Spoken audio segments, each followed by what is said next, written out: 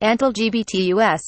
Senate candidate Roy Moore of Alabama emerged for a rare campaign speech Monday night, again denying allegations that he engaged in UAL misconduct with teenage girls and saying these false attacks were concocted to distract from the true issues, such as transgender rights. The people of this country want movement. They don't want false attacks like this.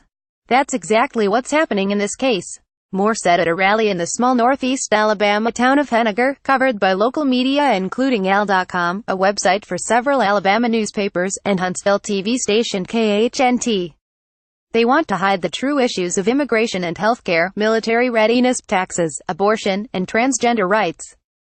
They also not only want to hide the issues, they don't want my opponent's issues revealed, how he stands on these issues.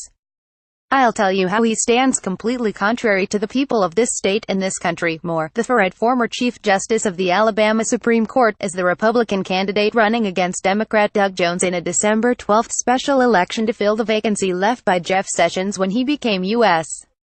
Attorney General. Moore bested the interim Senator, Luther Strange, in the Republican primary. Moore denounced Jones for opposing Donald Trump's attempt to reinstate the ban on military service by transgender people, an attempt currently blocked by federal courts. I know how to strengthen the military, and it isn't by putting transgender troops and opposing President Trump's ban on transgender troops in the military, Moore said.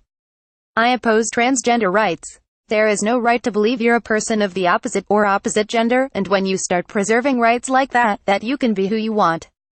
There's a new word called fluid transgenderism. That means you can go back and forth. There's a big difference. There's a big difference between myself and my opponent. Moore has previously said transgender people are mentally ill and have no legal rights. He made his name in Alabama for opposition to LGBT rights in general, especially marriage equality. He even claimed the state didn't have to abide by the U.S. Supreme Court's 2015 ruling that gave same couples the right to marry in every state. This stand got him removed from the state Supreme Court for ethics violations. He had been removed once before, for disobeying a court order to take down a Ten Commandments monument at the state courthouse, which a federal judge had declared an unconstitutional establishment of religion. Moore said he does not know any of the women making the UAL misconduct allegations, which date from the late 1970s and early 1980s, and include touching a 14-year-old girl in a UAL manner and annually assaulting a 16-year-old. He said he has never engaged in such conduct with anyone and has represented victims of UAL abuse in court. He further said the accusations are malicious, false attacks, which reflect the immorality of our time, and liken them to the probe of Russian meddling in the presidential election. Why are they doing this? He said. I'm going to tell you why they are doing this. They are trying to hide the true issues which affect the people of this country and this state that they want resolved. It's no different than when the Washington Post brought out the Russia investigation at a time when President Trump is trying to get his agenda passed. That's exactly what they are doing. They are taking the attention away and they're not getting anything they are doing. They are taking attention away from the Senate and from the Congress, who can't pass legislation. He blamed the so-called Washington establishment for the allegations. There is an established group in Washington that does not want to change, he said.